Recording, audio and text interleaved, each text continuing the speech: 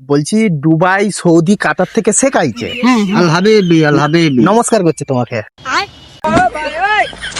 Continue সালাম। স্লায়া চু সুবস স্লাইসু বলছে কোথায় যাবে জিজ্ঞাসা করছে। এই ঘর যাবো আর ওই পাড়া গেছি। আচ্ছা আচ্ছা এক ফেসলা ইয়া কাসলা কি বলে তুমি কামার পুকুর আছে নি কামার পুকুরে প্লেনে করে এসছে আর কি।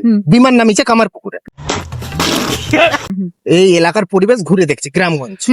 স্লায়া তু সুপ্রা স্লায়া সুসা বলছে কিছু জিনিস তোমার সাথে দরকার আছে, যা বলবে জোরে বলবো, কানে একটু কম শুনে। হ্যাঁ বলতে চাইছে এখানে হাঁস পালক আছে। হাঁস পালক মানে? হাঁসের পালক, মুরগির পালক। পালক দিয়ে হচ্ছে ওরা সব দামি দামি নামি দামি জিনিসপত্র তৈরি করে আর কি দুবাইয়ে প্লেনে করে নিয়ে যায়।